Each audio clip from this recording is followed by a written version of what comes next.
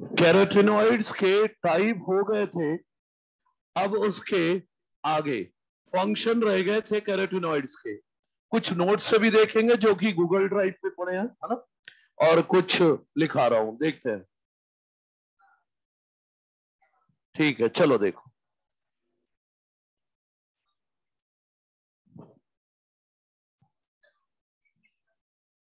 हाँ, नोट जो जो लिखना है बस वही रखा हुआ है। नोट्स में वो चीजें हैं जो लिखने वाली है, आगे हर चीज नहीं लिखी जाएगी। कुछ चीजें लिखी जाएंगी और कुछ मॉड्यूल में होंगी, दोनों मिक्सअप होकर होंगे। ठीक है, तो देखो भाई, कैरोटिनॉइड्स के टाइप तो हो गए। फंक्शन ऑफ कैरोटिनॉइड्स, देखो एक फंक्शन क्या है इनका, ये एसेसरी पिगमेंट का काम करते हैं। कौन? Carotenoids. Different wavelength of light को एब्सॉर्ब करते हैं और एनर्जी किसको दे देते हैं? क्लोरोफिल ए को। इसीलिए इन्हें क्या बोलते हैं? एसेसरी पिगमेंट या एंटीना पिगमेंट। दूसरा, ये लोग क्या करते हैं, जब वाटर टूटता है तो क्या रिलीज होता है? Nascent oxygen. क्या रिलीज होता है? Nascent oxygen. ये लोग क्या करते हैं, देखो कैरोटिनॉइड्स ऐसे है, C H double bond C H, C H double bond C H करके 40 कार्बन है, याद है? 40 कार्बन की चेन है। अच्छा, मान लो दो नेसेंट ऑक्सीजन रिलीज हुए, तो होता क्या है, ये C H double bond C H के बीच एक, ये लोग एक ऑक्सीजन को होल्ड करेंगे ऐसे। एक ऑक्सीजन कहां जुड़ गया? यहां। इसी तरह एक ऑक्सीजन कहां जुड़ गया? यहां। सी एच डबल बॉन्ड हट गया, सी एच ओ हो गया। ये देखो, डबल बॉन्ड की जगह क्या लगा दिया मैंने? ऑक्सीजन। ये कैरोटीन ने, कौन है ये? कैरोटिनॉइड नहीं है, कैरोटीन है ना। कैरोटीन ने दो ओ लिया, दो ओ जुड़ गए, क्या बन गया ये? इपॉक्साइड। क्या बन गया? इपॉक्साइड। अब ये जो इपॉक्साइड बना, इस पर काम करेगी डी इपॉक्सीडेज एंजाइम।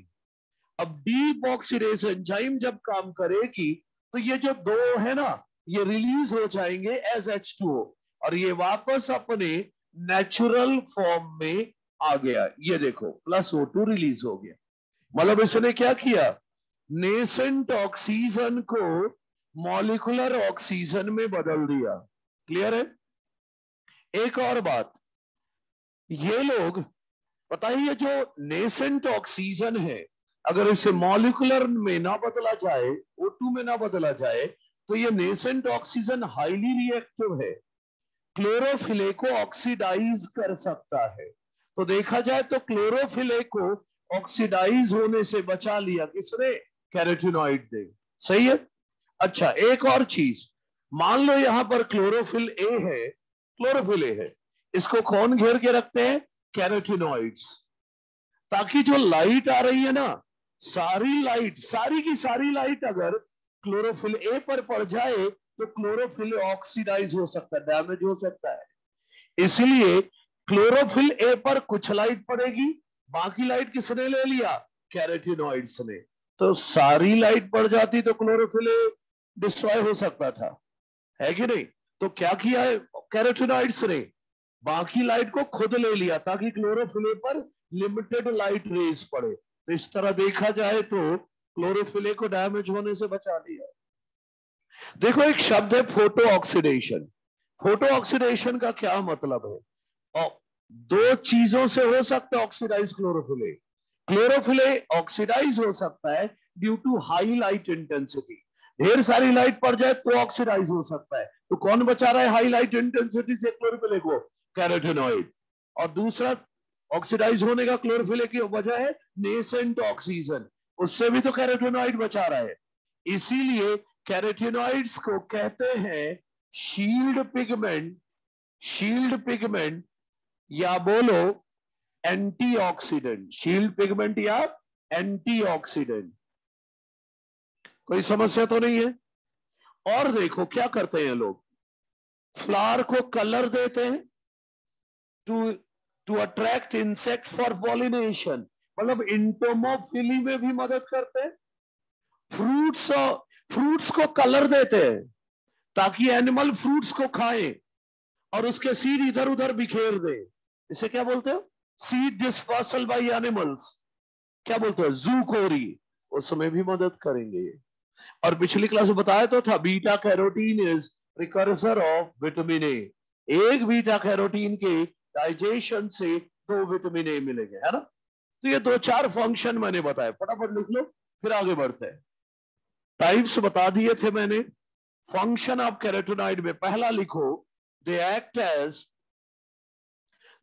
एज, ये सब नहीं लिखना है, रिएक्शन कोई नहीं पूछेगा।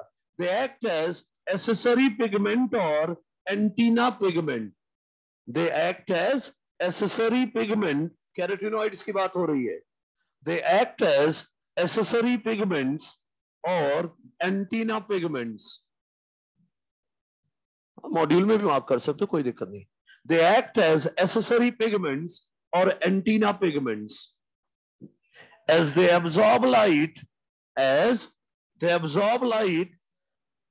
of different wavelength, as they absorb light of different wavelength and transfer energy to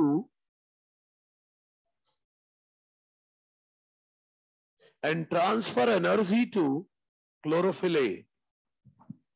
transfer energy to chlorophyll A, एक काम हो गया। दूसरा, दे convert nascent oxygen into molecular oxygen. They convert nascent oxygen into molecular oxygen. Nascent oxygen into molecular oxygen. Reaction कोई नहीं पूछेगा ना, याद रखना है। तीसरा लिखो, they protect chlorophyll A from photo oxidation. They protect chlorophyll A from photo oxidation, so also called as shield pigment or antioxidant. They protect chlorophyll A from photooxidation, so also called as shield pigment या antioxidant. Shield pigment या antioxidant. Shield pigment या antioxidant कहेंगे, ठीक है। अच्छा, एक और लिख लो, they help in entomophily and zoochory. Zoochory सबको पता है ना, seed dispersal by animals. They help in entomophily and zoochory. Vitamin A इससे बनता है, पिछली क्लास में बता चुका हूं।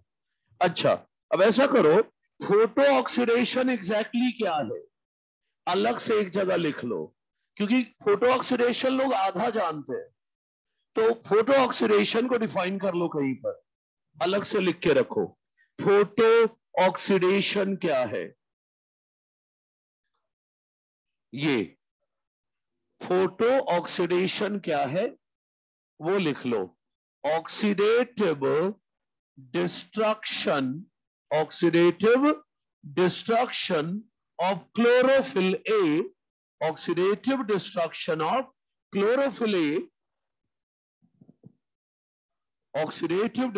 of chlorophyll A, due to high light intensity. दो वजह है डैमेज होने की, या तो बहुत सारी लाइट पड़ जाए या फिर दूसरा नेसेंट ऑक्सीजन, दोनों। तो oxidative destruction of chlorophyll A due to high light intensity or due to oxidizing nature of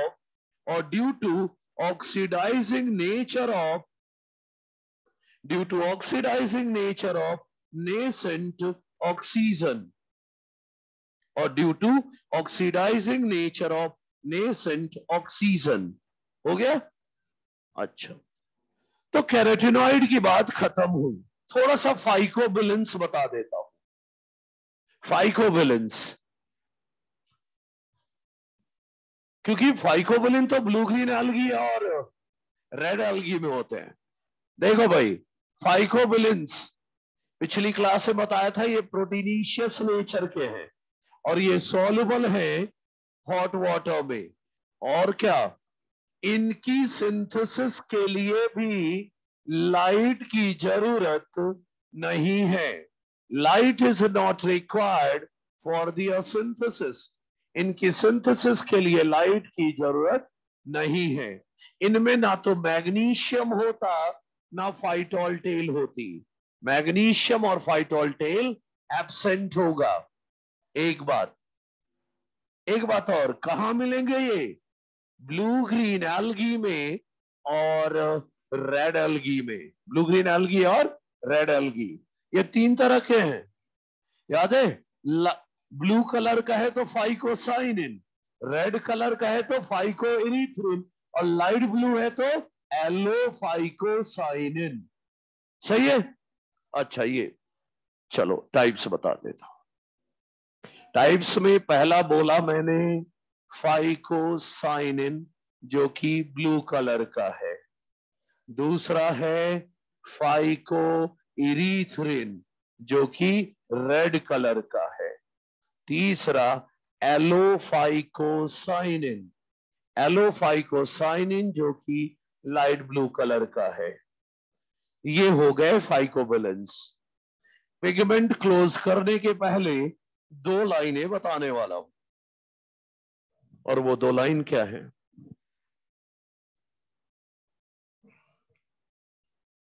ठीक है, लिख लिया।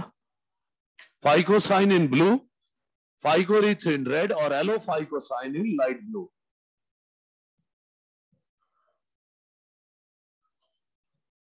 अच्छा देखो, अगर पत्तियां पीली पड़ जाए, लीव्स का कलर क्या हो जाए?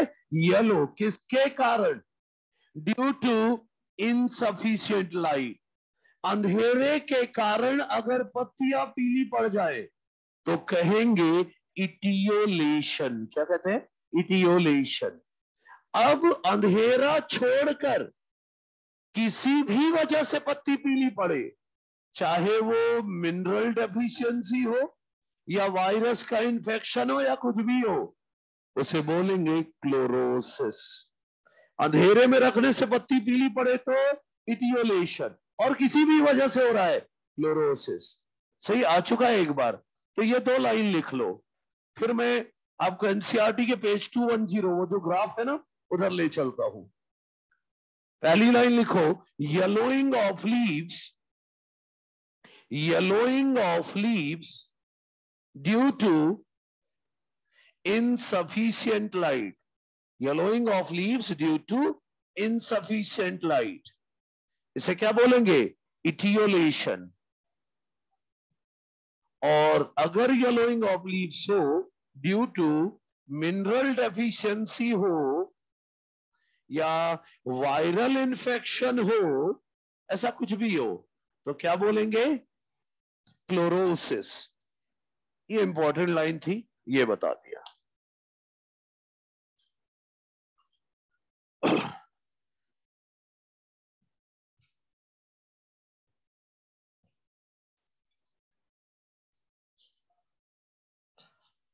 ओके, तो ये हो गया भाई। अब आ जाओ एनसीईआरटी में, वो तीन ग्राफ बने ना, दो तीन लाइनें वही एनसीईआरटी में ही जुड़वाऊंगा उसमें, ठीक है? स्पेक्ट्रम जो पढ़ रहे हैं अपन, तीन चीजें हैं वहां। पहला ग्राफ किसका है? Absorption spectrum. अभी देख लेते हैं एब्जॉर्प्शन स्पेक्ट्रम। याद है एब्जॉर्प्शन स्पेक्ट्रम क्या बताएगा? कौन सा पिगमेंट कौन सी लाइट को कितना एब्जॉर्ब करेगा, है ना? चलो देख लेते हैं। तीन ग्राफ बने हैं, तीनों एक एक करके देख लेते हैं। इधर देखना, पहला क्या है? Absorption spectrum. एब्जॉर्प्शन स्पेक्ट्रम को स्टडी किया जाता है with the help of spectrophotometer. किसे स्टडी करते हैं? स्पेक्ट्रो फोटोमीटर से, यह इंस्ट्रूमेंट है स्पेक्ट्रोफोटोमीटर से। और देखो कैसे बनाना है, ये रहा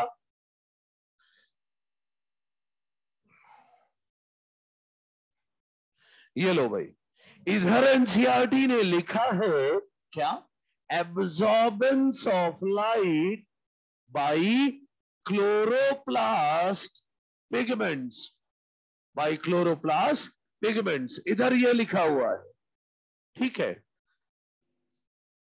absorbance of light by chloroplast pigments, chloroplast pigments, ठीक है। इधर वेवलेंथ दी हुई है 400, ये 500, ये 600 और ये 700। 400 से 500 के बीच आ जाता है वायलेट, इंडिगो, ब्लू। तो इसे क्या बोल सकते हो आप, ब्लू रीजन। और 500 के बगल में क्या है, ग्रीन। और 600 के जस्ट पहले येलो, ऑरेंज और ये रेड। इसे क्या नाम दिया था मैंने, रेड रीजन, रेड रीजन, सही है। अच्छा, तो देखो पहले किसका एब्जॉर्प्शन स्पेक्ट्रम बनाने जा रहा हूं, क्लोरोफिल ए का। देखना कौन सी लाइट ज्यादा कौन सा कम एब्जॉर्ब करता है, क्लोरोफिल ए। तो देखना जरा, ऐसे करके बना रहा हूं मैं, ये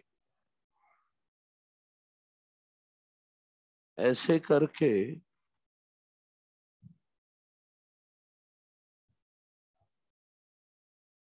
ये लो भाई, ये रहा एब्जॉर्प्शन स्पेक्ट्रम क्लोरोफिल ए का। एनसीईआरटी ने क्वेश्चन पूछा है कि क्लोरोफिल ए कहां पर एब्जॉर्प्शन पीक मैक्सिमम बना रहा है, ब्लू पर, ब्लू पर, ब्लू रीजन में। फिर पूछा है कि क्या कहीं और भी बना रहा है, हाँ यस, रेड लाइट पर, ब्लू और रेड पर पीक बनाता है। ज्यादा बड़ा पीक कहां है, ब्लू पर, सेकंड हाईएस्ट रेड पर। क्लोरोफिल बी का भी यही हाल है, क्लोरोफिल बी के साथ भी यही है। देखो क्लोरोफिल बी का बना रहा हूं, क्लोरोफिल बी का ये कुछ इस तरह से,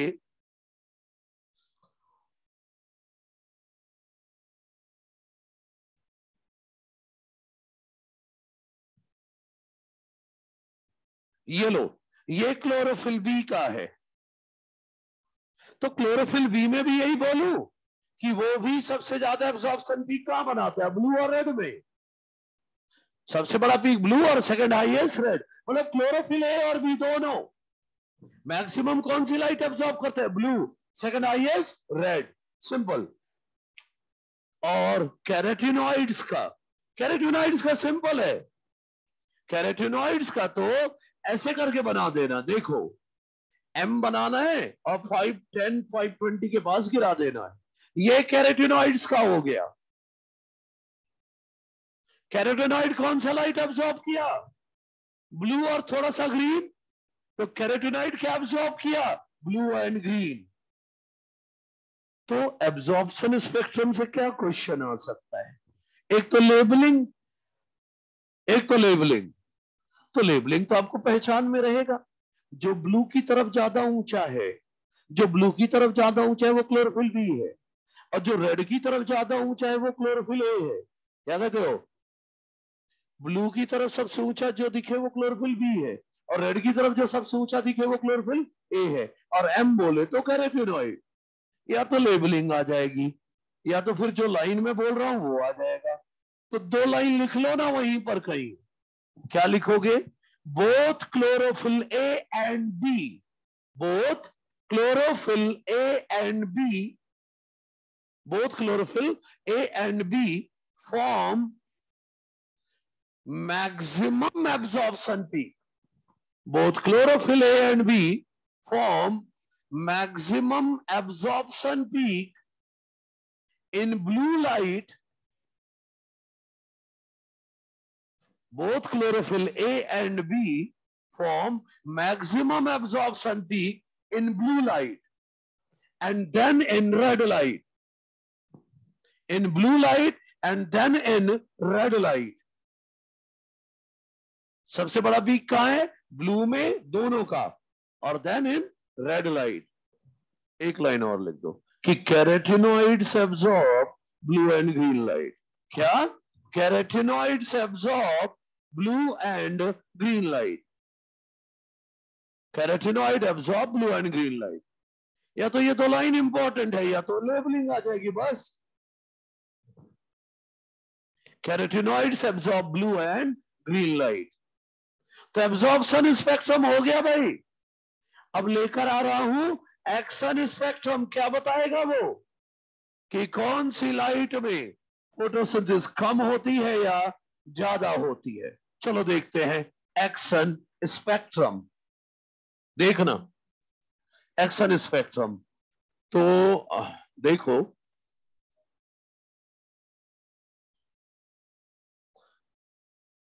इधर क्या दिया एनसीईआरटी ने? Rate of photosynthesis. और अच्छे से देखना क्या लिखा है कि रेट ऑफ फोटोसिंथेसिस कैसे मेजर करेंगे? By rate of O2 release. और भाई O2 कम निकल रहा है मतलब फोटोसिंथेसिस का रेट कम है, और अगर O2 ज्यादा निकल रहा है मतलब फोटोसिंथेसिस का रेट ज्यादा है. ठीक है. अच्छा, इधर वही सब 400, 500, 600, 600, 700 यही है. और जो बनाया था उधर वायलेट, इंडिगो, ब्लू, ये ब्लू रीजन है. और फिर 500 के जस्ट बगल में क्या लिखा है? ग्रीन रीजन है. फिर येलो, ऑरेंज और रेड, ये पूरा क्या है? रेड रीजन है. अच्छा देखो अब आप एक्शन स्पेक्ट्रम क्या बताएगा? कौन सी लाइट में फोटोसिंथेसिस ज्यादा होती है, किसमें कम होती है? हमें तो पता है, फिर भी एक बार बना देते हैं. देखो भाई कुछ इस तरह से. अरे 500 और 600 के बीच V बनाना है और ऐसे करके इसे यहां क्लोज करना. देखो तो जरा, ये ब्लू लाइट है और ये रेड लाइट है और मिनिमम ग्रीन पर है. तो सब ब्लू और रेड में सबसे ज्यादा हो रही है ना? ब्लू और रेड में सबसे ज्यादा हो रहा है फोटोसिंथेसिस मिनिमम ग्रीन में. मिनिमम ग्रीन में. लेकिन बात तो ये है ग्रीन में फोटोसिंथेसिस हो क्यों रही है? क्लोरोफिल ए और बी तो ग्रीन एब्सॉर्ब ही नहीं कर रहे.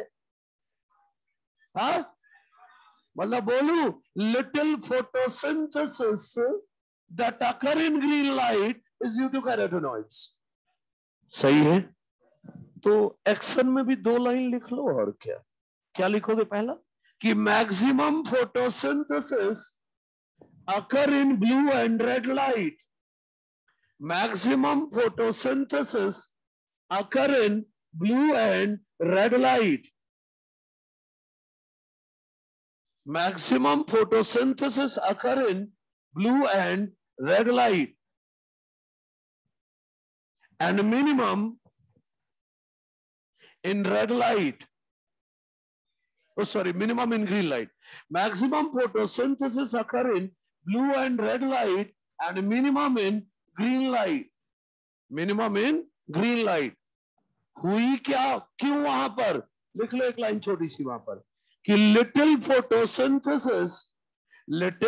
photosynthesis that occur in green light. Minimum photosynthesis that occur in green light is due to minimum photosynthesis that occur in green light is due to carotenoids. Is due to carotenoids. हो गया? तो देखो भाई या तो labelling आएगी या तो ये लाइन आएंगे. अच्छा, अब इसके बाद क्या किया एनसीईआरटी ने? ये ब्लू वाला ग्राफ, ये ब्लैक वाला ग्राफ, ये वाला और ये वाला, इन दोनों को कंपेयर किया है. मतलब किसको किसको कंपेयर किया है? एब्जॉर्प्शन स्पेक्ट्रम ऑफ क्लोरोफिल ए और एक्शन स्पेक्ट्रम को कंपेयर किया है. तो चलो हम भी कंपेयर कर देते हैं. तो यहां पर ये देखना, इधर एनसीईआरटी ने लिखा है लाइट एब्जॉर्ब, और इधर सिर्फ वेवलेंथ। ये देखो 400, 500, 600, 700। मैं ऐसा करता हूं, ये क्लोरोफिल ए वाले को ना रेड कलर से दिखा देता हूं। क्लोरोफिल ए वाले एब्जॉर्प्शन स्पेक्ट्रम को रेड से बना देता हूं ताकि समझना आसान रहे। ये देखना,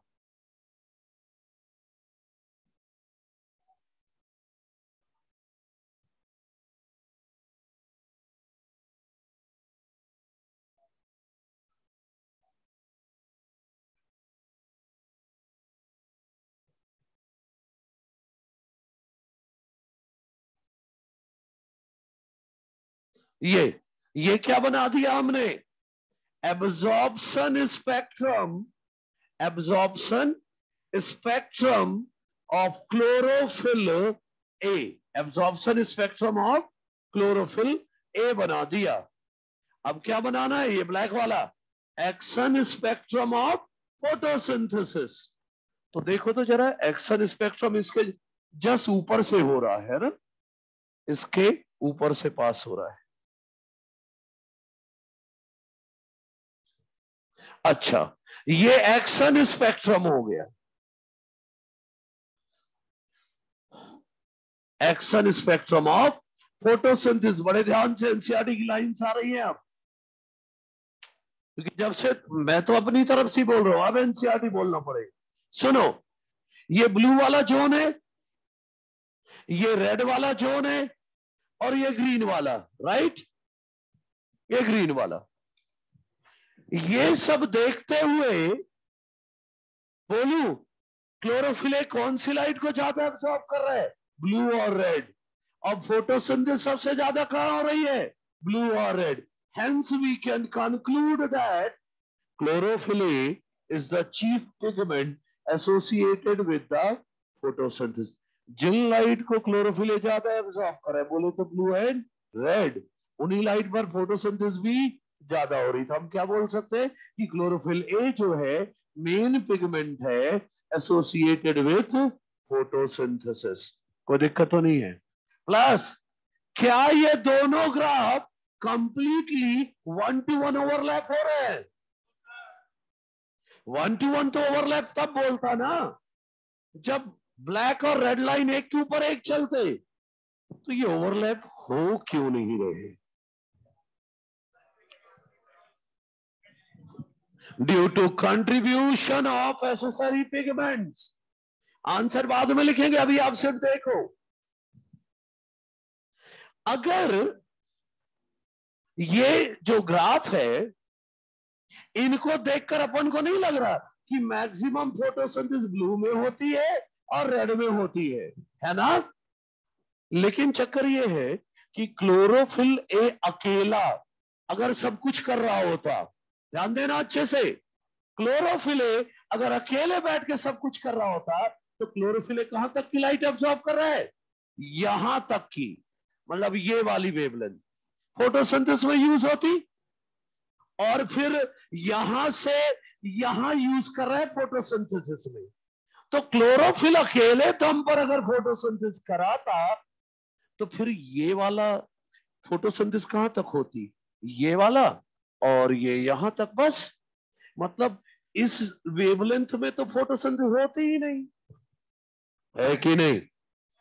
अगर क्लोरोफिल अपने दम पर फोटोसिंथेसिस करता, खुद ही लाइट एब्सॉर्ब करता, खुद ही फोटोसिंथेसिस करता, तो सिर्फ इतने वेवलेंथ पर फोटोसिंथेसिस होती और इतने पर होती। लेकिन यहां तो 400 से 700 नैनोमीटर, पूरा यहां से यहां तक। देखो ना, इधर भी तो ग्राफ चल रहा है। जिन लाइट को क्लोरोफिल नहीं एब्सॉर्ब कर रहा है, उन लाइट पर भी फोटोसिंथेसिस का ग्राफ दिख रहा है या नहीं? ऐसा हुआ कैसे? ड्यू टू एसेसरी पिगमेंट्स, है कि नहीं?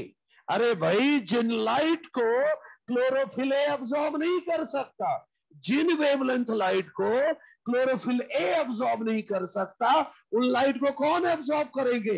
Accessory pigment. और उसकी एनर्जी किसको दे देंगे? एसेसरी पिगमेंट क्लोरोफिल ए को, कि ले भाई इससे भी फोटोसिंथेसिस करा दे। समझ रहे हो? मतलब जिन लाइट को क्लोरोफिल खुद नहीं एब्सॉर्ब कर सकता, उन्हें कौन एब्सॉर्ब करते? Accessory pigment. तो ये इतने वेवलेंथ, यहां से लेकर यहां तक जो वेवलेंथ है, इन पर जो फोटोसिंथेसिस हो रही है, वो किसके कारण हो पा रही है? एसेसरी पिगमेंट्स के कारण। तो बोलो एसेसरी पिगमेंट ने क्या किया?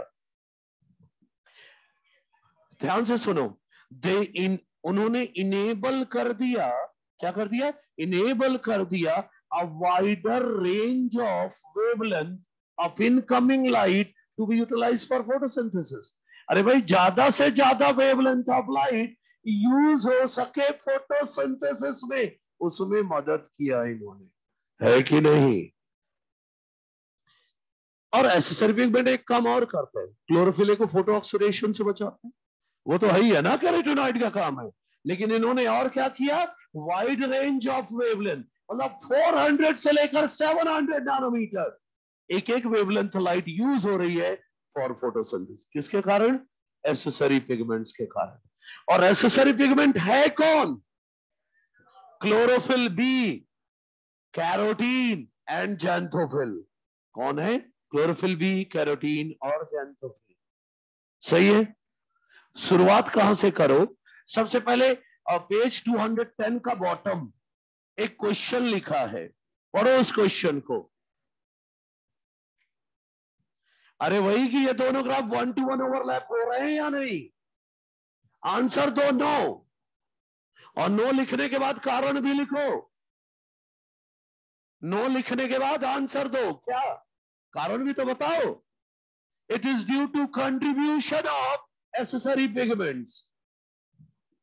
ओवरलैप क्यों नहीं हो रहे? Due to contribution of accessory pigments.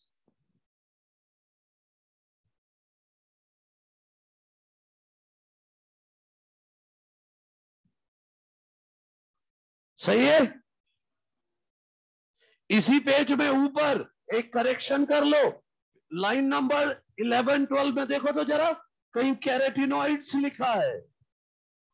अरे भाई, जब जैंथोफिल आपने लिख दिया तो फिर कैरोटीन लिखो।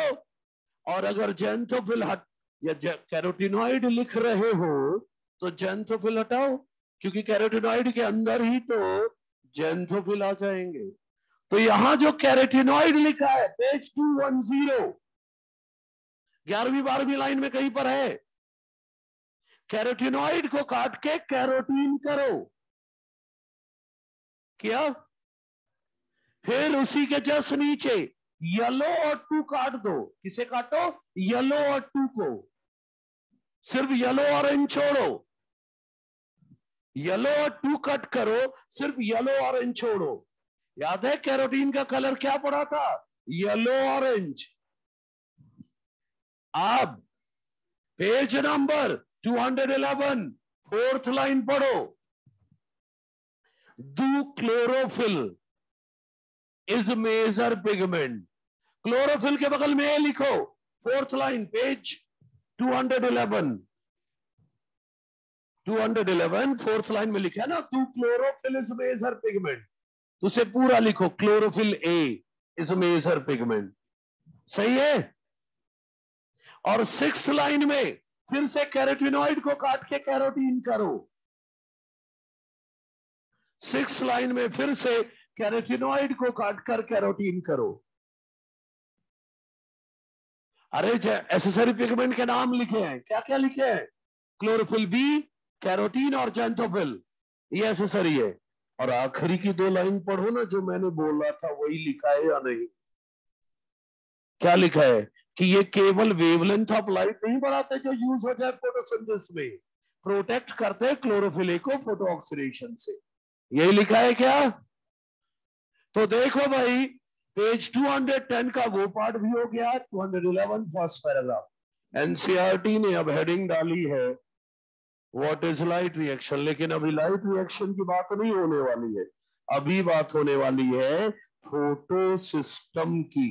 या जिसे क्या बोलते हो, पिगमेंट सिस्टम, या क्या बोलते हो, फोटोसिंथेटिक यूनिट। सभी ध्यान से देखना, क्योंकि ये जो कॉन्सेप्ट है, यही कॉन्सेप्ट आपको फोटोसिंथेसिस की समझ को और अच्छा करेगा, इसलिए बहुत अलर्ट होकर समझना। हाँ,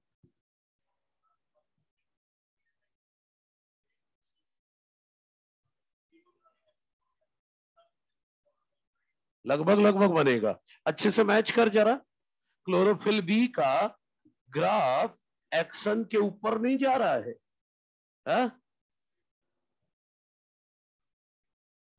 है कि नहीं? एब्जॉर्प्शन कंपेयर कर क्लोरोफिल बी का, कहां जा रहा है वो, एक्शन के भी बाहर, है कि नहीं? कहां होना चाहिए, क्लोरोफिल ए का रोल प्लस एसेसरी का रोल, इतना आ गया। अब तू वहां तक ले जाएगा तो वो तो बेचारा फिर कहां सेट करेगा एक्शन को, ठीक है ना? वो इसीलिए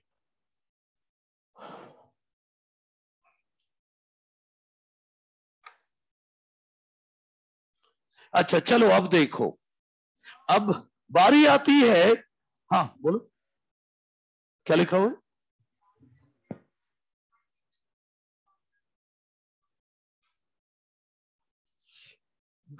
कहां पर,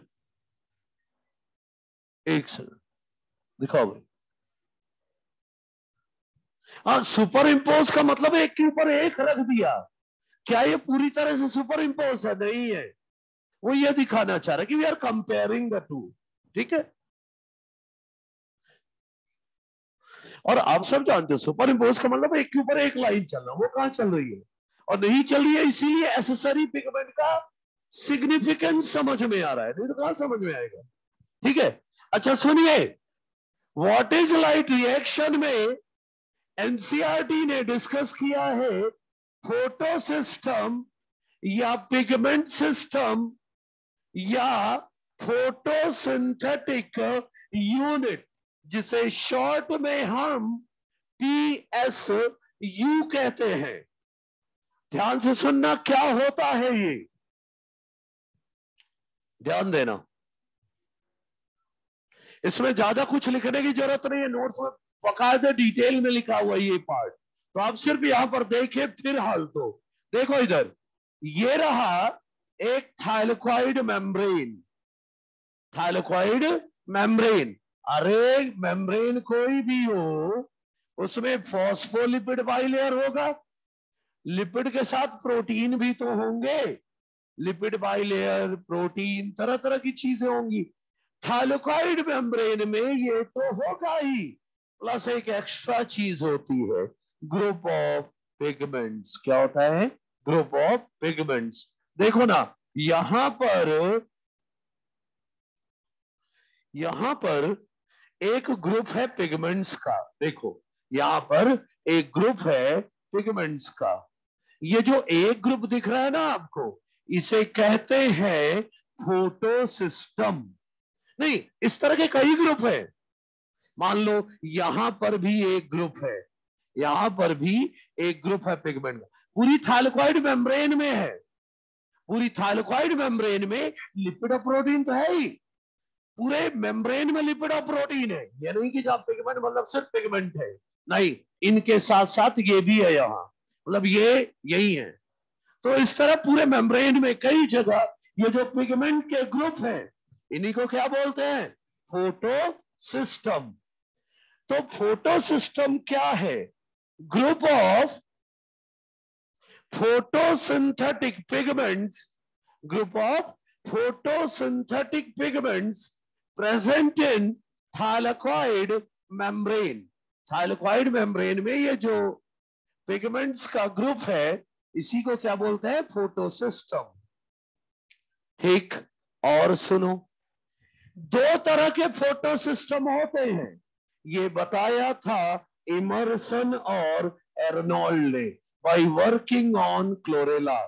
कैसे बताया था ये, अभी थोड़ी देर में बताऊंगा ना, दो एक्सपेरिमेंट, रेड ड्रॉप इफेक्ट और इमर्सन इनहेंसमेंट इफेक्ट। बताऊंगा, वहां पर डील हो जाएगी इस बात की। लेकिन अभी बात यह है कि इन्होंने बताया कि क्लोरेला में काम किया और बताया दो तरह के फोटो सिस्टम होते हैं, एक है फोटो सिस्टम फर्स्ट और एक है फोटो सिस्टम सेकंड। ये किसको फर्स्ट बोलना है किसको सेकंड बोलना है इस बेसिस पर नाम नहीं है कि जो पहले काम करेगा वो फर्स्ट, जो बाद में काम करेगा वो सेकंड। जी नहीं, जो पहले डिस्कवर हुआ वो फर्स्ट, जो बाद में डिस्कवर हुआ वो सेकंड। राइट। एक और कॉन्सेप्ट सुनो। तो क्या बोला मैंने पहले? तो मैंने बोला इमर्सन एंड अर्नोल्ड। ये सब नोट्स में एज इट इज लिखा मिलेगा आपको।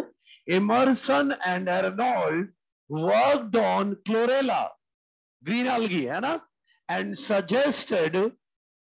suggested existence of two photosystems, existence of two photosystems। कौन कौन से?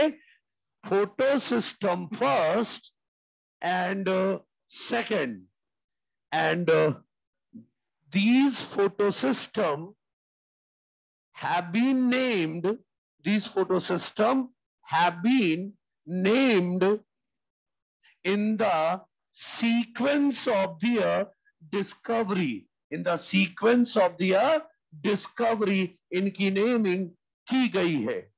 कोई दिक्कत तो नहीं है? खास बात समझे अच्छे से। जो प्लांट धूप में होते हैं, धूप में जो होते हैं उन्हें कहते हैं, थोड़ा अलग कॉन्सेप्ट बता रहा हूं, उन्हें कहते हैं हेलियोफाइट्स। जो सन लविंग प्लांट्स होते हैं, जो धूप में ग्रो करते हैं, उन्हें मैं कहता हूं हेलियोफाइट्स। और जो शेड लविंग प्लांट्स हैं उनको बोलते हैं सियोफाइट्स, शेड लविंग प्लांट्स। अब ये कॉन्सेप्ट क्या लेकर आ रहा हूं उस पर फोकस करना, बिल्कुल कॉन्सेप्ट वाली बात करेंगे। इधर सुनो। जो पौधा धूप में ग्रो कर रहा है, धूप में ग्रो कर रहा है, वो तो खूब सनलाइट पा रहा है, खूब सनलाइट पा रहा है ना, तो वो क्या करेगा? अपने फोटो सिस्टम के पिगमेंट्स को कम एरिया में फैला के रखेगा। समझना ध्यान से, थोड़ा अलग बात बता रहा हूं। क्या? जो पौधा धूप में उग रहा है उसे तो खूब लाइट मिल जाती है, तो वो अपने पिगमेंट्स को कम एरिया में फैला के रखेगा। क्यों? क्योंकि इतने एरिया, देखना इधर, इतने डायमीटर में ही इतनी लाइट मिल जाती है जिससे वो मैक्सिमम फोटोसिंथेसिस कर सकता है। तो जो धूप में पौधे होंगे उनका जो फोटो सिस्टम होगा वो छोटे छोटे साइज का होगा, ज्यादा दूर दूर नहीं फैला होगा, इतने इतने एरिया में ही होगा। और नंबर ऑफ फोटो सिस्टम भी कम होंगे, मतलब नंबर ऑफ सिस्टम भी कम होंगे और छोटे छोटे साइज के होंगे। तभी आपने देखा होगा जो पौधे धूप में ग्रो करते हैं उनकी पत्तियां लाइट ग्रीन होती है, ज्यादा डार्क ग्रीन नहीं होती। राइट। और जो शेड में पौधा उगता है उस बेचारे को तो लाइट ही नहीं मिल रही, इसलिए वो अपने पिगमेंट्स को ज्यादा सरफेस एरिया में फैला के रखते हैं, मतलब उनका हर एक फोटो सिस्टम लार्ज साइज का होगा। एक बात। और दूसरी बात, ओ डिजिटल इंडिया इधर कहां खोया हुआ है, इधर ध्यान दे भाई। मैं बोल रहा हूं जो शेड में ग्रो कर रहा है पौधा उस बेचारे को लाइट ही नहीं मिल रही, तो अपने फोटो सिस्टम को ज्यादा सरफेस एरिया में फैला के रखेगा ताकि कम से कम इतने एरिया में लाइट पड़ेगी तो ज्यादा से ज्यादा लाइट ले पाएगा और ज्यादा नंबर ऑफ फोटो सिस्टम रखेगा। समझे? इसीलिए कभी देखना जो घास पेड़ के नीचे ग्रो कर रही है शेड में वो डार्क ग्रीन होगी, और जो धूप में ग्रो कर रही होगी ना वो लाइट ग्रीन होगी। बेवजह कॉन्सेप्ट नहीं समझा रहा, आगे चलकर टेक्स्ट बुक क्वेश्चन में एनसीईआरटी ने ऐसे क्वेश्चन पूछे हैं कि कौन डार्क ग्रीन होगा कौन लाइट ग्रीन होगा। तो जो छाया में ग्रो कर रहा है उसमें फोटो सिस्टम ज्यादा है, बड़े साइज के, मतलब पिगमेंट ज्यादा है, तो ऑब्वियसली डार्क ग्रीन होगा। ठीक है। तो जो सन लविंग प्लांट्स हैं उनमें क्या बोल रहा हूं, लेस और स्मॉल साइज्ड फोटो सिस्टम होंगे। लेस होंगे और स्मॉल साइज फोटो सिस्टम होंगे।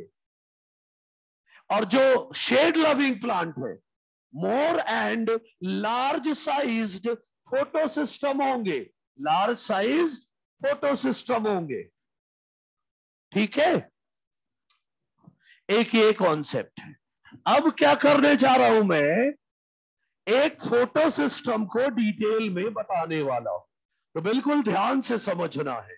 हाँ, ये दो लाइन इंपॉर्टेंट है, इनको रखो अपने पास, बाकी जरूरत नहीं है, नोट्स में है आपके पास। आई थिंक ये लाइन भी होंगी, है ना। हाँ, तो फोटो सिस्टम बहुत अच्छे से लिखा रखा था मैंने, क्योंकि यहां से देखो जो समझने वाले टॉपिक है और जो जो चाहिए वो चीज मैं खुद ही लिखा देता हूं, कि ताकि नहीं इधर उधर ना ढूंढना पड़े। तो देखो, अभी मैं क्या करने वाला हूं, फोटो सिस्टम को डिटेल में बताने वाला हूं, फोटो सिस्टम को डिटेल में बताने वाला हूं, सभी ध्यान दे रहा हूं। फोटो सिस्टम को डिटेल में हम देखेंगे।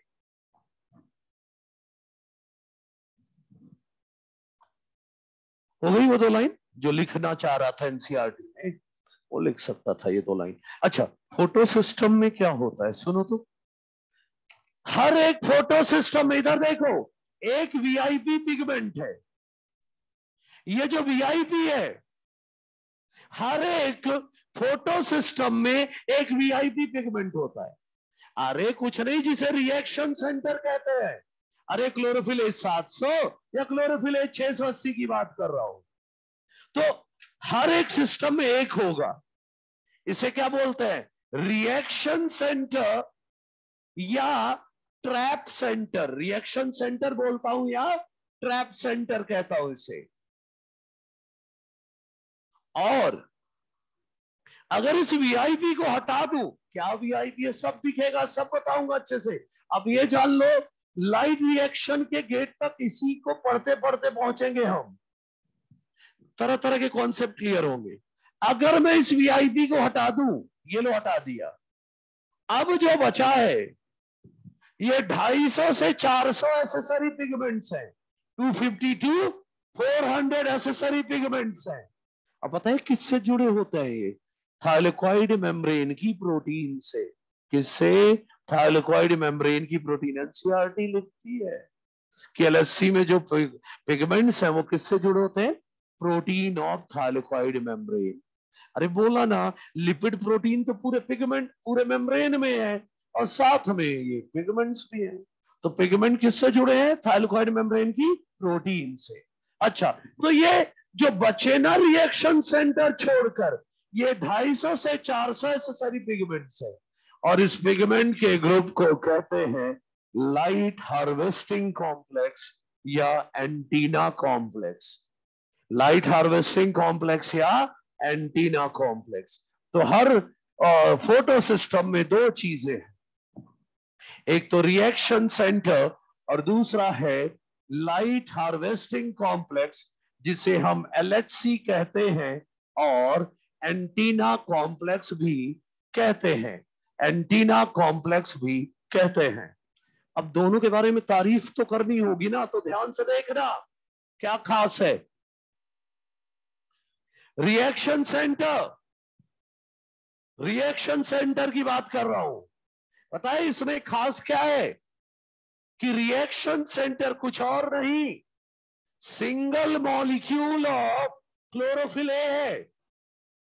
या तो क्लोरोफिल ए 700 या क्लोरोफिल ए 680। और खास क्या है, लाइट जब पड़ती है ना तो इनका इलेक्ट्रॉन भाग जाता है, ये खास है। Single molecule of chlorophyll A, single molecule of chlorophyll A, from which electron exits during light reaction। बाकियों का इलेक्ट्रॉन नहीं भागेगा, सिर्फ इसी का इलेक्ट्रॉन भागेगा, इसलिए खास है। तो सिंगल मॉलिक्यूल ऑफ क्लोरोफिल ए है ये, जिससे इलेक्ट्रॉन एग्जिट कर जाएगा ड्यूरिंग लाइट रिएक्शन। और आप सब जानते हो, अगर PS1 है तो रिएक्शन सेंटर पर क्या होगा? क्लोरोफिले 700 या बोलो पिगमेंट 700, और अगर PS2 है तो क्लोरोफिले 680 या बोलो P680, बोले तो पिगमेंट 680। ये नाम क्या बताता है कि ये सबसे ज्यादा कौन सी लाइट एब्सॉर्ब करते हैं? क्लोरोफिले 700 का maximum absorption peak, maximum absorption peak है 700 नैनोमीटर पर। मतलब सबसे ज्यादा कौन सी लाइट एब्जॉर्ब करेगा? ये 700 नैनोमीटर। और ये मैक्सिमम एब्जॉर्प्शन पीक है 680 नैनोमीटर। मतलब सबसे ज्यादा कौन सी लाइट एब्जॉर्ब करेगा? ये 680 नैनोमीटर। सुनो, अरे यहीं से तो डिसाइड होगा कि इनमें से कौन फोटो सिस्टम फर्स्ट है और कौन सा सेकंड है। अगर मान लो ये क्लोरोफिलेज 700 है, अगर ये क्लोरोफिलेज 700 है, तो पता है जो LHC है उसका नाम रखेंगे LHC फर्स्ट। जो बाकी बचा ना पिगमेंट, उसे क्या बोलेंगे? LHC first. और इस पूरे ग्रुप को कहेंगे फोटो सिस्टम फर्स्ट। लेकिन अगर ये रिएक्शन सेंटर पर क्लोरोफिलेज 680 है ना, तो जो लाइट हार्वेस्टिंग कॉम्प्लेक्स है, पता है उसका नाम क्या देंगे? LHC second. और इस पूरे ग्रुप को नाम देंगे फोटो सिस्टम सेकेंड। कोई दिक्कत तो नहीं है? अभी देखते रहो। और LHC में क्या बोला था मैंने कि it has what 250 to 400 molecules of, NCERT ने गिनती नहीं लिखी है, एनसीईआरटी ने लिखा है हंड्रेड्स ऑफ पिगमेंट मॉलिक्यूल होते हैं, हंड्रेड्स ऑफ पिगमेंट मॉलिक्यूल होते हैं, तो मैंने गिनती लिख दी। Contain 250 to 400 molecules of accessory pigments. और क्या बोला था कि एसेसरी पिगमेंट्स किससे जुड़े होते हैं? Bound to protein of thylakoid membrane. किससे जुड़े हैं? To protein of thylakoid membrane. ठीक।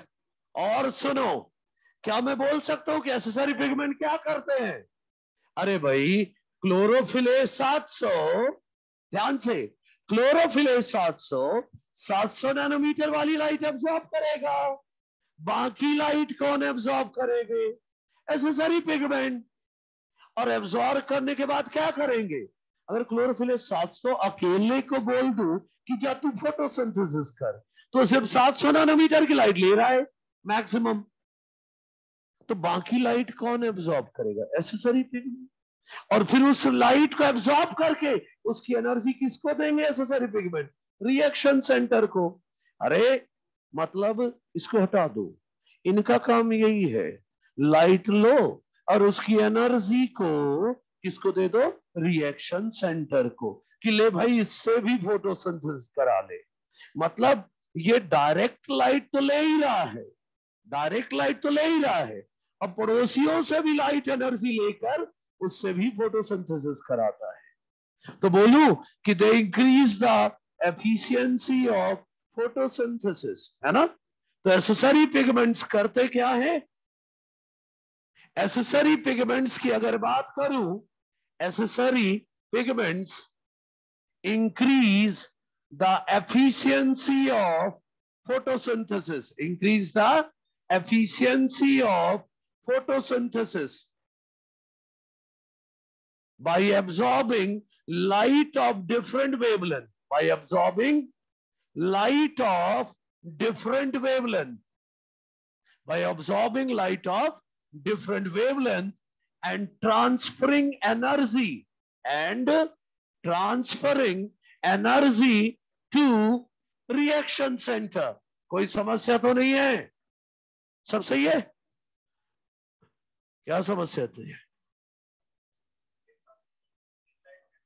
हाँ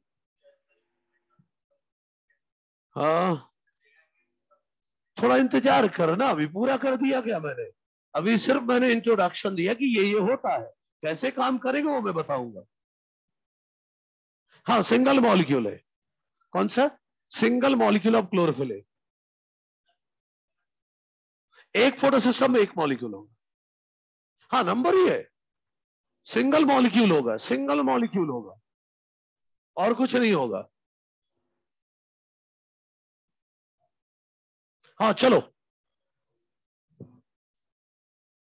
अब क्या करने वाला हूं मैं? अरे ये तो बेसिक बात थी, अभी लेवल, अब आपका कॉन्सेप्ट सही करना है, कैसे क्या प्रोसेस चलती है, इसको समझाने के लिए मैं क्या करने वाला हूं देखो। तो मैं एक फोटो सिस्टम का ये इतना हिस्सा निकाल के बाहर ला रहा हूं, देखो जरा, इतना हिस्सा निकाल के बाहर ला रहा हूं। अब पूरी प्रोसेस बताता हूं कि फोटो सिस्टम कैसे काम करता है, और पूरे ईटीएस तक लेके जाऊंगा। और ये जो बोला ना इलेक्ट्रॉन निकलता है, क्यों क्या सब दिखेगा।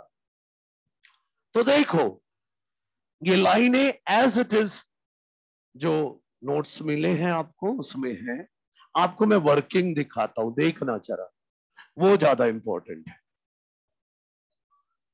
क्या सब जुड़े होंगे बच्चे, सब जुड़े होंगे, लेकिन एनसीईआरटी ने सिर्फ एसेसरी के लिए लिखा है ना। और सुनो इधर, क्या मैं ये लाइन बोल सकता हूं क्या कि एलएचसी में या हर फोटो सिस्टम में, एनसीईआरटी ने ऐसी लाइन लिखी, लोग उलझ के बैठ जाते हैं और लोग लेकर आ जाते हैं, सर एनसीईआरटी में तो लिखा है कि एक फोटो सिस्टम में सभी पिगमेंट आ जाते हैं except one molecule of chlorophyll. तो सर तो रिएक्शन सेंटर छोड़कर बोलते हैं फोटो सिस्टम। जी नहीं, आप अच्छे से नहीं पढ़ते इसलिए ये मतलब निकालते। एनसीईआरटी ने ये लिखा है, सुनो, हर फोटो सिस्टम में except one molecule of chlorophyll, मतलब रिएक्शन सेंटर हटा दो, अब जो बचा उसे एलएचसी या एंटीना कॉम्प्लेक्स कहते हैं, ये मतलब लिखा है। ये नहीं लिखा है कि एक मॉलिक्यूल हटा दोगे अब फोटो सिस्टम, फोटो सिस्टम में सिंगल मॉलिक्यूल ऑफ क्लोरोफिल हटा दिया जाए, अब जो बचा वो लाइट हार्वेस्टिंग कॉम्प्लेक्स है। कोई समस्या तो नहीं है? हाँ, देखते रहना। तो एक मॉलिक्यूल ऑफ क्लोरोफिल ही बोलना है, एनसीईआरटी बोलती है। अच्छा सुनो, इस डायग्राम को चलो मैं बाहर लेकर आता हूं और पूरी वर्किंग बताता हूं। मान लो, ध्यान देना भाई,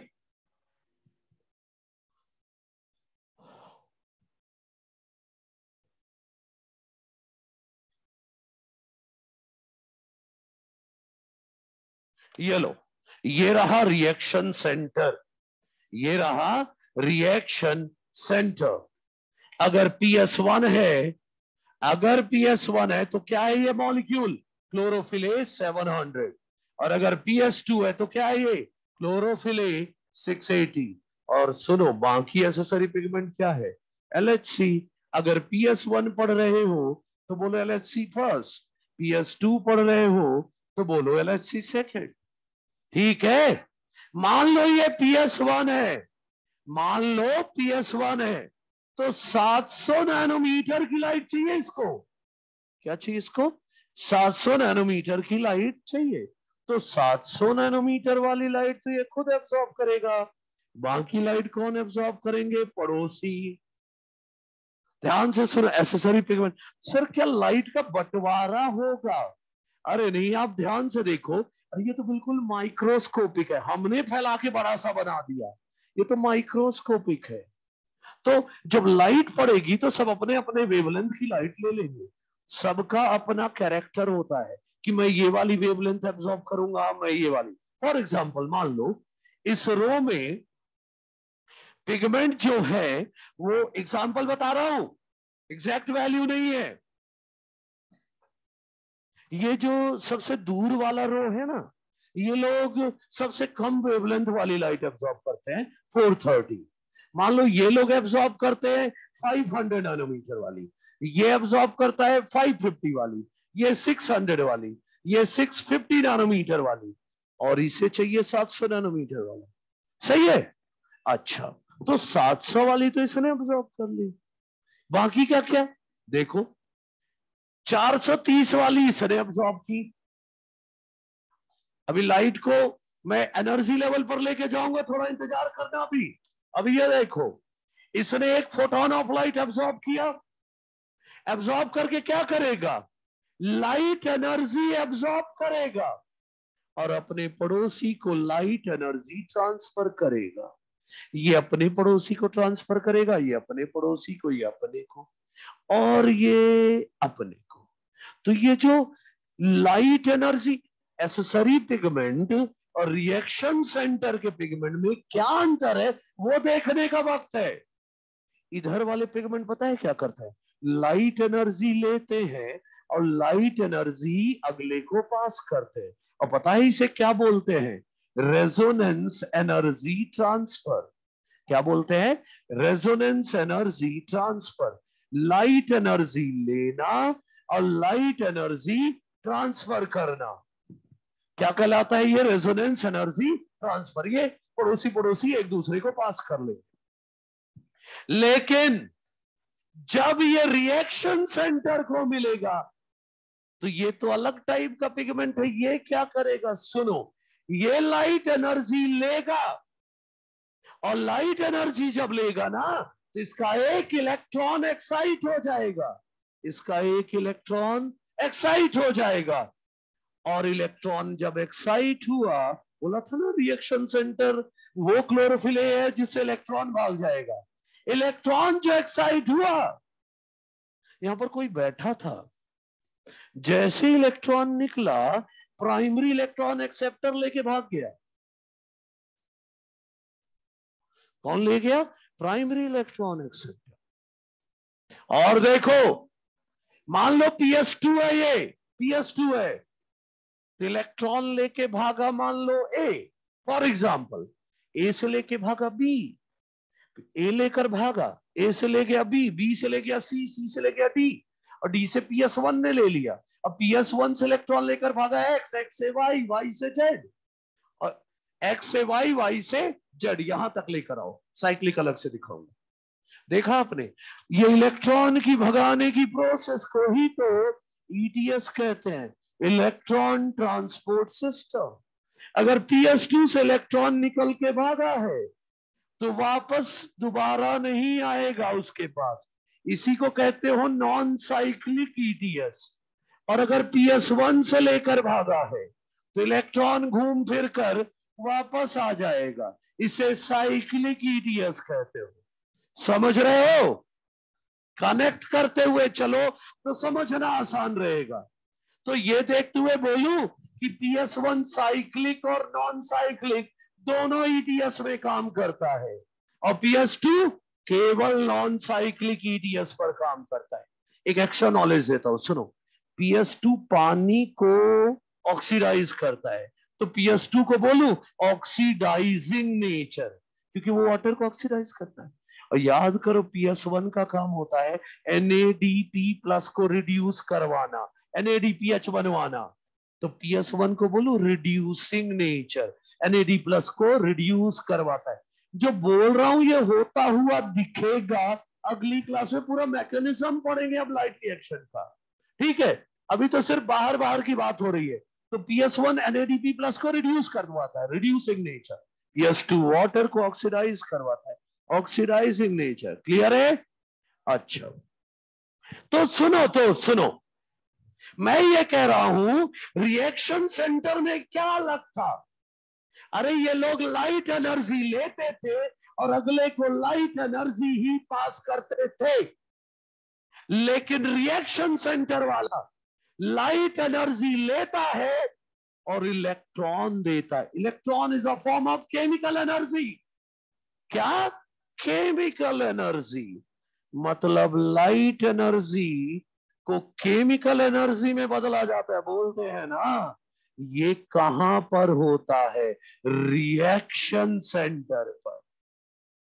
और लाइट, अरे इलेक्ट्रॉन के फॉर्म में, इलेक्ट्रॉन भी तो एक फॉर्म ऑफ केमिकल एनर्जी है। तो मैं बोलता हूं, सुनो इधर, मैंने नोट्स में लाइन लिखी है, reaction centre is the place where light energy is converted into chemical energy। और लाइट एनर्जी को केमिकल एनर्जी में बदलना, इसे मैं कहता हूं प्राइमरी रिएक्शन ऑफ फोटोसिंथेसिस या quantum conversion, quanta of light को किसमें बदल दिया? केमिकल एनर्जी में। तो कहीं पर क्वेश्चन आ जाए कि प्राइमरी रिएक्शन ऑफ फोटोसिंथेसिस क्या है, क्वांटम कन्वर्जन क्या है, तो बोलेंगे लाइट एनर्जी को केमिकल एनर्जी बदलना। लेकिन होता कहां है? रिएक्शन सेंटर में। कोई दिक्कत तो नहीं है? सब सही चल रहा है?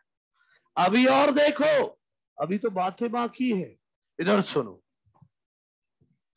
ये बार बार आता है ना, ये इसके सवाल का भी बाकी लोगों के दिमाग में जो भी सवाल है वो सुनो।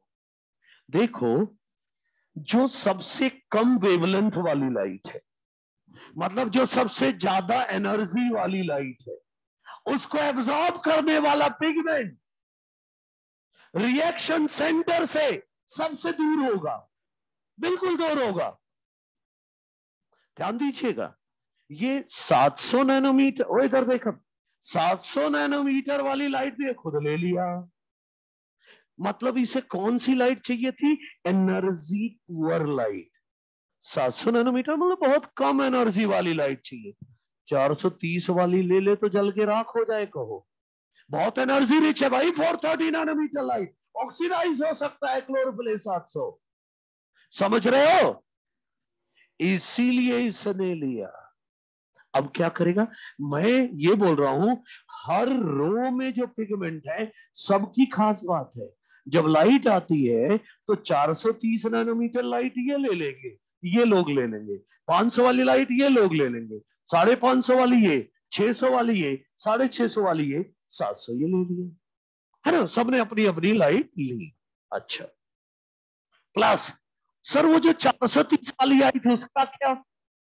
ले तो इसे ले लिया, अब कैसे क्या होगा? 430 वाली लाइट इसने ले ली, अब क्या करेगा? Light energy 430 nanometre, highly rich in energy, उस लाइट को लिया। और जब ये लाइट एनर्जी को अपने पड़ोसी को पास करेगा तो लाइट कुछ एनर्जी हीट के फॉर्म में लॉस हो जाएगी। और अगर लाइट की एनर्जी लॉस हो गई, एनर्जी कम हो गया, मतलब वेवलेंथ बढ़ गया। तो जब लाइट यहां से यहां आई, उसकी एनर्जी इतनी कम हो गई जितनी की 500 नैनोमीटर वेवलेंथ वाली लाइट की होती है। मतलब एनर्जी कम हो गई, वेवलेंथ बढ़ गई। अरे तभी तो इसने लिया, नहीं तो ये लेता ही नहीं। इसका कैरेक्टर है 500 नैनोमीटर वाली लाइट लेना, सही है। और जब इसने अपने पड़ोसी को पास किया तो लाइट की एनर्जी इतनी और कम हो गई, इतनी कम हो गई जितनी की 550 नैनोमीटर लाइट की होती है। तो अभी तो इसने ले लिया, क्योंकि लाइट जो मिली उसमें एनर्जी कितनी थी? 550 नैनोमीटर वाली। ऐसे करके जब पास करते जाएंगे तो क्या हो रहा है? लाइट की एनर्जी कम होती जा रही है और वेवलेंथ, मतलब बहुत एनर्जी रिच वाली लाइट थी वो उधर से भेज रहे हैं। जब ये घूम फिर के आ रहा है तो इसकी एनर्जी कम होती जा रही है। जब तक यहां पहुंचेगा इसमें एनर्जी कितनी बची? 650। और इधर एनर्जी बची है 650 नैनोमीटर वाले के बराबर। और जब लाइट यहां से यहां आएगी तो एनर्जी उतनी बची है जितनी क्लोरोफिल 700 को चाहिए।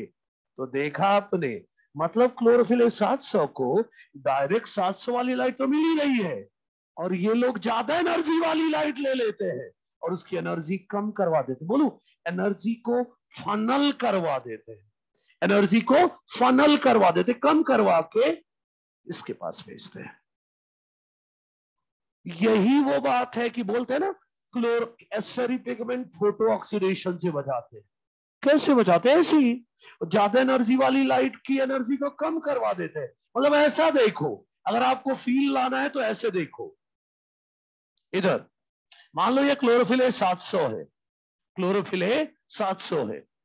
तो जब एनर्जी आई थी 430 वाली, उसमें एनर्जी बहुत ज्यादा थी। लेकिन जब अगले लेयर ऑफ पिगमेंट में आई तो एनर्जी थोड़ा और कम हुई, अगले रो में आई तो थोड़ा और कम और कम।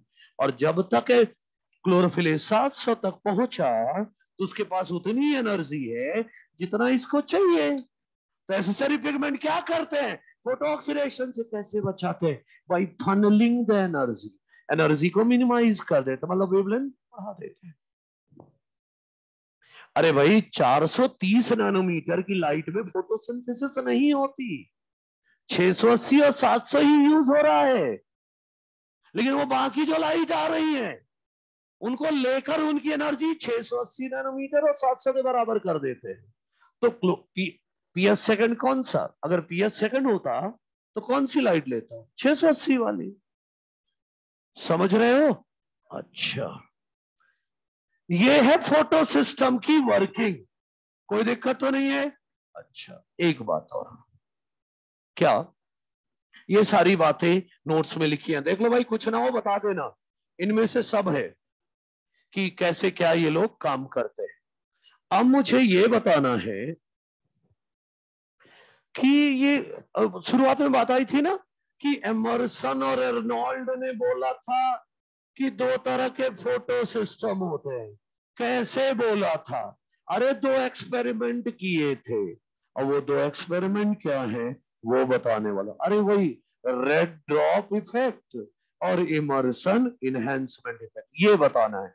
लेकिन सुनो, तो उसके पहले एक चीज और ऐड ऑन करना चाहता हूं कि PS1 और 2 होते कहां हैं, आगे वो बता देता हूं। PS1 और 2 कहां होते हैं, एक बार देख लो।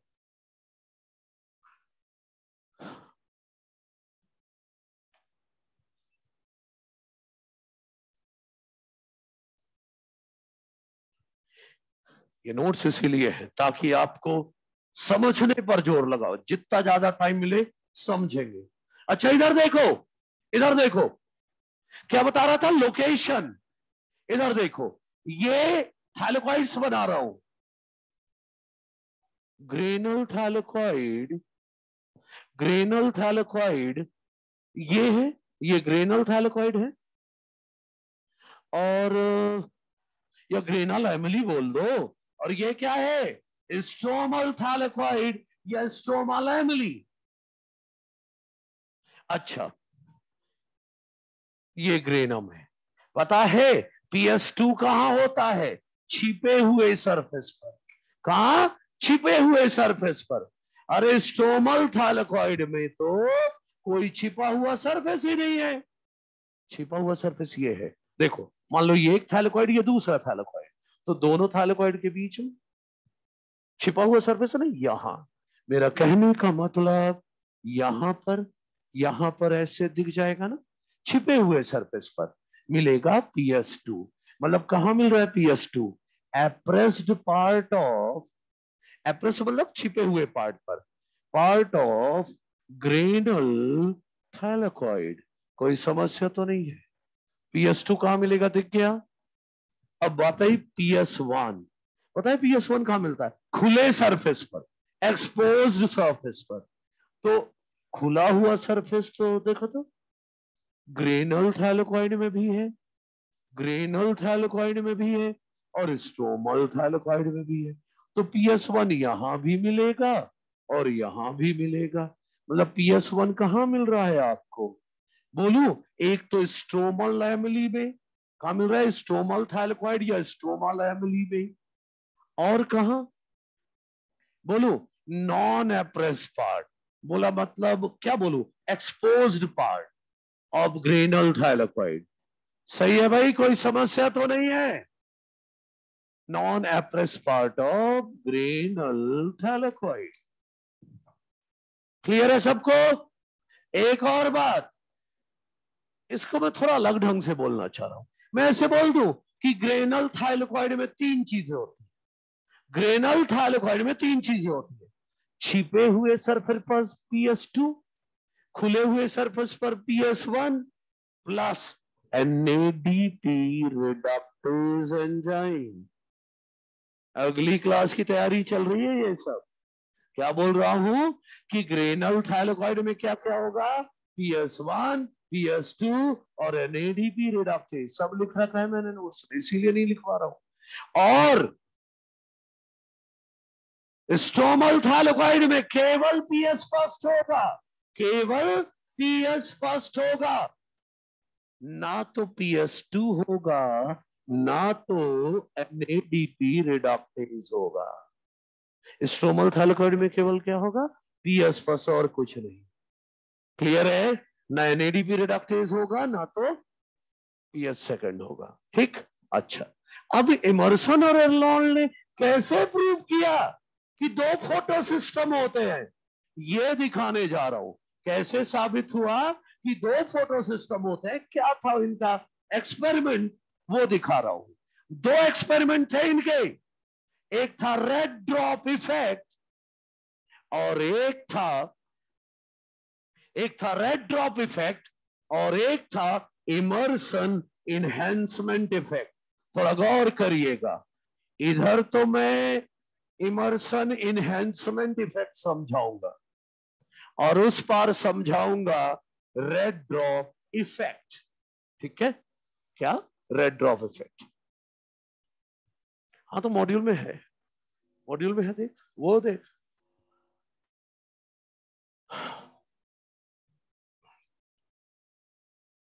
जो लाइन चाहिए वो है यहां, है ना? देखो, हाँ, NADP रिडक्टेज एक एंजाइम का नाम है जो कि अगली क्लास में काम आएगी NADPH बनाने में, ठीक है ना? हाँ तो वो तो नाम है सिर्फ अभी एंजाइम का। इंतजार करो, जो भी चीजें हैं अगली क्लास पूरी तरह से मैकेनिज्म होगा, मतलब हर क्लास फिर इसके बाद। आज आखिरी है जब मैं इधर उधर की बातें कर रहा हूं।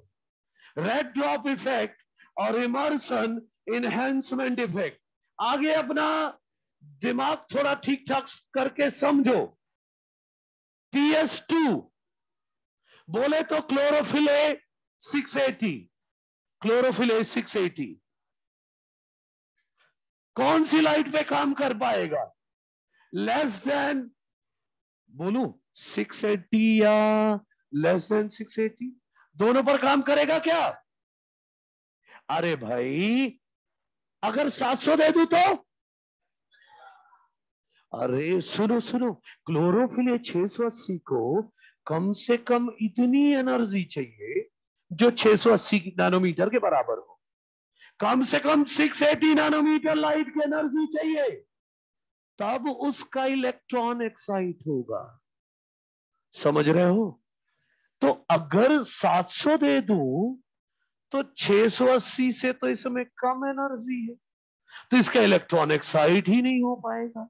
तो मोर देन 680 पर PS2 काम नहीं करेगा। हाँ 660 पे कर लेगा क्या? अरे 680 से तो ज्यादा एनर्जी है ना 660 नैनोमीटर में, तो काम कर लेगा या नहीं कर लेगा? लेकिन 680 से ज्यादा में नहीं कर पाएगा क्योंकि उसमें एनर्जी बहुत कम है, it is highly poor in energy. सही है? अच्छा, तो अब समझो क्या बोल रहा हूं। मतलब ये PS2 इनएक्टिव हो जाएगा कब? In light more than 680। कोई समस्या तो नहीं है? In light more than 680 nanometre. तो इमर्सन और अर्नोल्ड ने क्या किया, तरह तरह की मोनोक्रोमैटिक लाइट दी। मोनोक्रोमैटिक लाइट मतलब एक ही वेवलेंथ की लाइट दी। तो इन्होंने देखा कि जब क्लोरेला को, किस पर, क्लोरेला को दिया monochromatic light more than 680 nanometre, suppose 700 दिया, तो देखा कि फोटोसिंथेसिस का रेट गिर गया। मोर देन 680 नैनोमीटर दिया तो क्या देखा? फोटोसिंथेसिस का रेट गिर गया। क्यों गिर गया भाई? क्योंकि मोर देन 680 पर तो PS2 इनएक्टिव हो जाएगा। कब इनएक्टिव हुआ? जब the red light more than 680 nanometre. कौन सी लाइट पे इनएक्टिव हुआ? Red light. फोटोसिंथेसिस का रेट कब गिरा? रेड लाइट पर। तभी तो नाम है रेड ड्रॉप इफेक्ट। लेकिन पूरा बोलना है, जब रेड लाइट दी मोर देन 680 नैनोमीटर, तो कोई क्वेश्चन पूछ ले रेड ड्रॉप इफेक्ट क्यों आया, तो बोलू due to inactivation of photosystem second. कोई समस्या है क्या? 680 नैनोमीटर से ज्यादा की लाइट में तो PS2 काम नहीं करेगा, फोटोसिंथेसिस रेट गिर गया, सिंपल है। अगले राउंड में, इधर आओ, अगले राउंड में इन्होंने एक एक्सपेरिमेंट किया, ध्यान से सभी, एक एक्सपेरिमेंट किया। यहां ले रहा हूं रिलेटिव रेट ऑफ फोटोसिंथेसिस, अरे लाइट रिएक्शन, तसल्ली के लिए फोटोसिंथेसिस लिख दिया, नहीं तो अदरवाइज क्या है ये, relative rate of light reaction. देखो सुनो, जब इन्होंने लाइट दिया मोर देन 680, मान लो 700 नैनोमीटर, है ना, 700 नैनोमीटर की लाइट दोगे तो PS2 तो काम नहीं करेगा। अरे PS1 तो काम करेगा, भेजे पर जोर डालना, मोर देन 680 पर PS2 तो काम नहीं करेगा, ये तो प्रूव हो गया। लेकिन क्लोरोफिलेज 700 तो 700 नैनोमीटर पर ही काम करते हैं।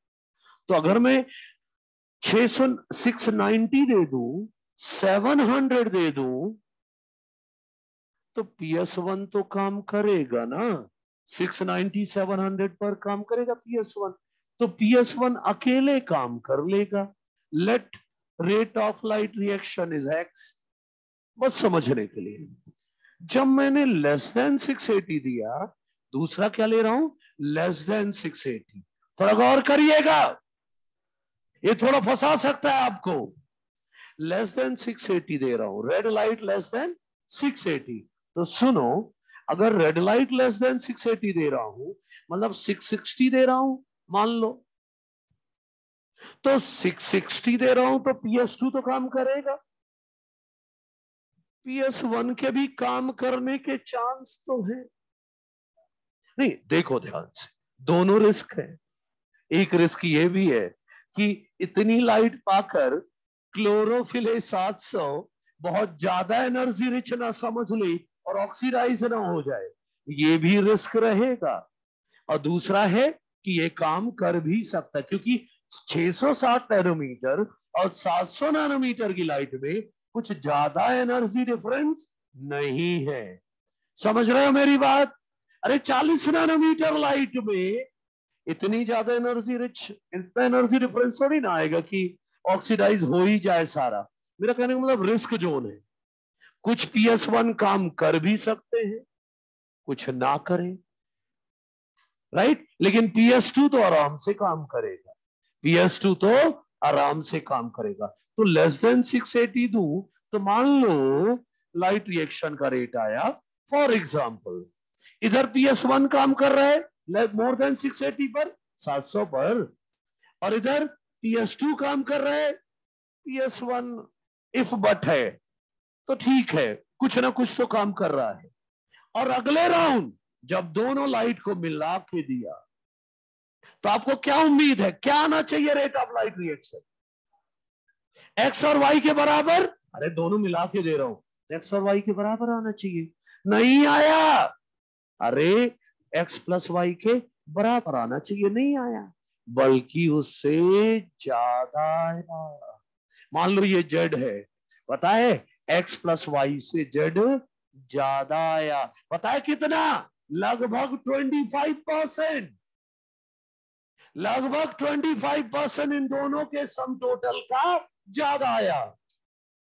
अब सुनो, अरे ये सारे एक्सपेरिमेंट देखकर इमर्सन और एर्नोल्ड ने कहा, सुनो, पक्का प्लांट में एक ऐसा सिस्टम है, पक्का प्लांट में एक, और इधर प्लांट में पक्का एक सिस्टम ऐसा है जो 680 से कम पर ही काम करता है। 680 या 680 से कम पर कौन काम करता है? PS2।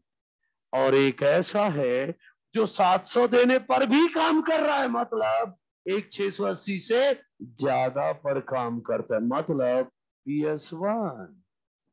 इधर भी तो यही है कि एक सिस्टम ऐसा है जो 680 से ज्यादा में काम करता है, बोले तो एग्जैक्टली PS1, और लेस देन 680 एग्जैक्टली PS2। दोनों, दो सिस्टम है, अरे दो है, इसीलिए तो जब दोनों लाइट एक साथ दोगे तो PS1 और 2 दोनों एफिशिएंटली काम करने लगेंगे। दोनों लाइटें दे दोगे तो इस वाली लाइट पर PS1 एफिशिएंटली काम करेगा और इस पर एफिशिएंटली PS2, तो दोनों काम करने लगेंगे, तभी तो दोनों के सम टोटल का ज्यादा आया। इन एक्सपेरिमेंट से इन्होंने रिजल्ट निकाला कि पक्का प्लान में दो सिस्टम, एक वो जो एफिशिएंटली काम करता है मोर देन 680 पर, PS1 700 नैनोमीटर पर, और एक ऐसा जो लेस देन 680 पर काम करता है, बोले तो PS2। क्लियर है? तो इस तरह इन्होंने सजेस्ट किया। तो आज की बात यही समाप्त करता हूं। दो लाइनें अगली क्लास में आकर थ्योरेटिकल हैं, लेकिन प्रूव करने की बात है, तो वो अगली क्लास में आएंगी और सारी चीजें होंगी। आज की बात यही समाप्त करते हैं। नॉन साइक्लिक में फोटोफॉस्फोराइलिस PS1-2 साथ में काम करते, अलग करते, ये बाद में देखा गया है। हाँ, एनसीईआरटी में कट करा रहे हैं। एनसीईआरटी में कहां कट हो रहा है? अभी कुछ पढ़ा ही नहीं एनसीईआरटी अभी हमने, जबरदस्ती। चिंता ना कर, अभी सब आएगा।